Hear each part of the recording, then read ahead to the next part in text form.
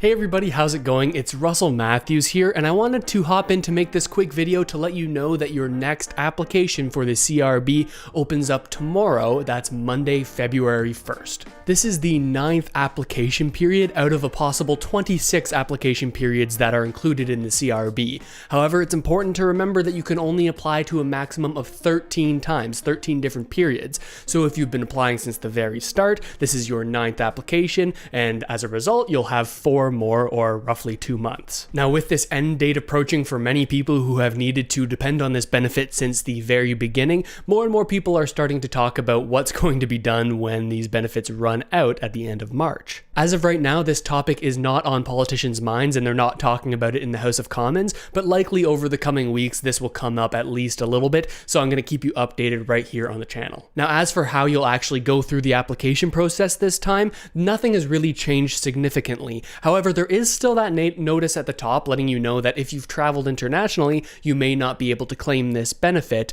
and that could be retroactive because they have to pass some legislation to make it so that you can't claim it if you were traveling abroad for non-essential reasons. This, of course, comes after the realization that people have been claiming benefits after returning from vacations abroad, something that the government says shouldn't be happening. And they said that they were going to close this loophole as soon as possible, but we've had our first week back in the House of Commons and they've yet to do anything, and I'll tell you why. To the best of my understanding, this legislation change was tabled in the House of Commons, but the Conservatives came back and said, hey, let's not rush this through, let's take a look at this and talk about it a little bit before we put it through, let's take a look at it. But from the information I can gather by watching the question period in the House of Commons, it seems that the Liberals have responded to this saying, we just need to push it through, we don't need to spend any additional time on this, let's just push it through, get it done, not waste time in the House of Commons. But to this, the other parties responded, hey, you know what, it feels like we kind of rushed through the CRB legislation, making the rules for these benefits that we're receiving, and that created these loopholes. So why don't we take a second and sort of debate this and figure out how to close these loopholes? And that's where things stand right now in this constant back and forth. And of course, as I like to do every single time there's a new benefit application opening up, I like to go back over the past couple of weeks and talk about all the changes and updates we've seen and talked about here on the channel. I'm coming out with updates like this that are important to Canadians all the time, but I recognize not everybody has the time to watch every single video every day, every week. So let's go over everything we've talked about on a surface level, and if you want to get more in depth on them, there'll be links down there in the description so you can watch the original video. The first thing we talked about was a government retreat that they held virtually online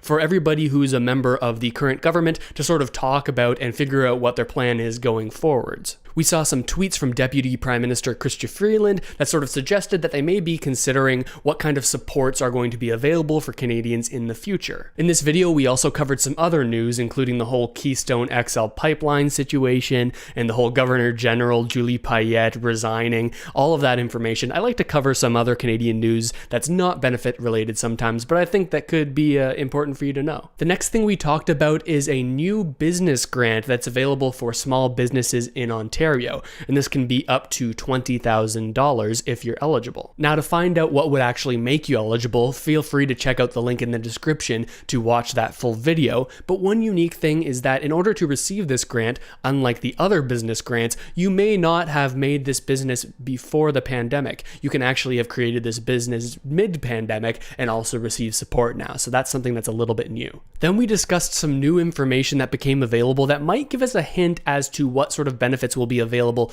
in the future after CRB ends. The Deputy Chief Economist for CIBC, that's Benjamin Tal, brought us some new data talking about how we've seen an increase in jobs available for people who are making upwards of $40 an hour, but we've actually seen such a decrease in jobs for people making closer to minimum wage. This sort of hints at the fact that the wealth gap in Canada is getting larger and larger, so it seems, but it also shows that any future benefits would need to be extremely targeted. Now, we talk about in that video how that might happen, so if you're interested in that, feel free to click that link and go check out the video. This next video covered the way the CRA has kind of changed its mind and flip-flopped about one sort of thing that they're including in income, and that is grants for artists. Now, this won't specifically apply to everybody, but based on how they responded to this situation, it could give us clues about how they're planning on handling the CERB repayment issue in the future, along with how they'd solve similar problems for any other benefit. This video also includes some more updates about other Canadian news, as well as some businesses that have tried to sort of find a creative way around lockdowns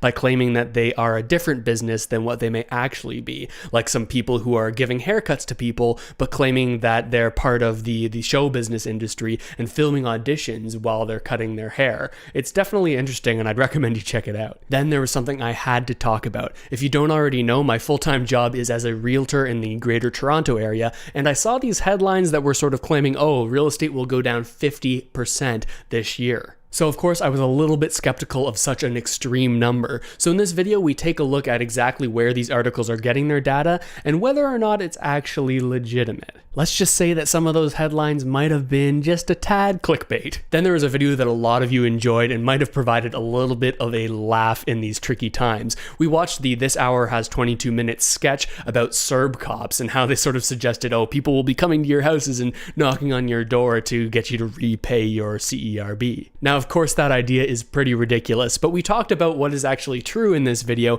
and how it sort of gives us a better idea of what people who aren't sort of struggling with these issues make of the whole situation and what they might be getting wrong. Then we talked about a new press conference that was released with Chrystia Freeland, who's not only just the Deputy Prime Minister, but also the Minister of Finance, and as a result handles the budget and handles which benefits are actually going to get funding in the future. So in this video, we break down and analyze exactly what she says and what that could mean for your future. Now, in that same press conference, she also mentions a new website that they've created in order to get opinions from Canadians in order to determine what is actually important for Canadians to have funded in the coming year. So in this video, we actually talk about how Canada's asking for our help to determine what they should actually spend their money on. And at the end, we sort of put our tinfoil hats on and talk about how maybe this questionnaire isn't just to get an idea of what Canadians think, but maybe it's also used to sort of fine-tune what a potential election campaign could look like, something a lot of people are predicting is coming in the next few months. Then we talked about an update to the whole CERB repayment issue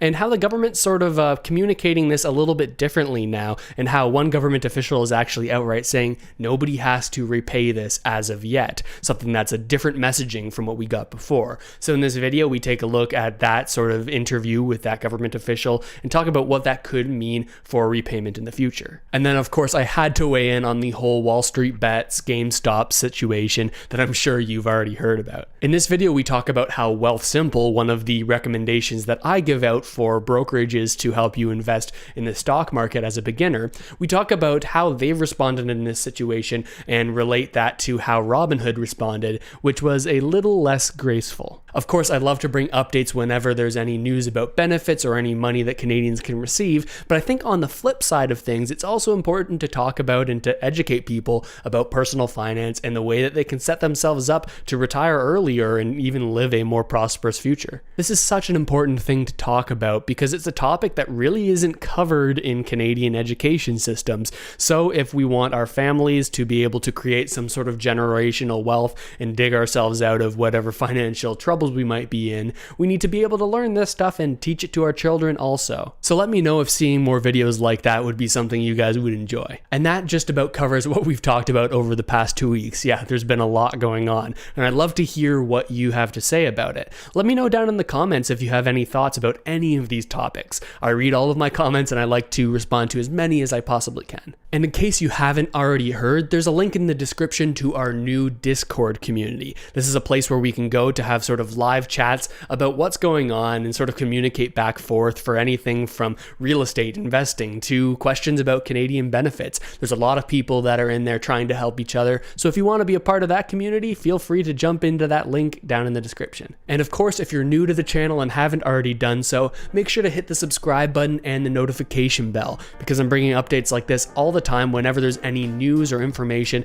that you as a Canadian could find helpful. And with all of that being said, thank you so much for watching, everybody. I really hope this video has helped you out at least a little bit, and I'll see you next time.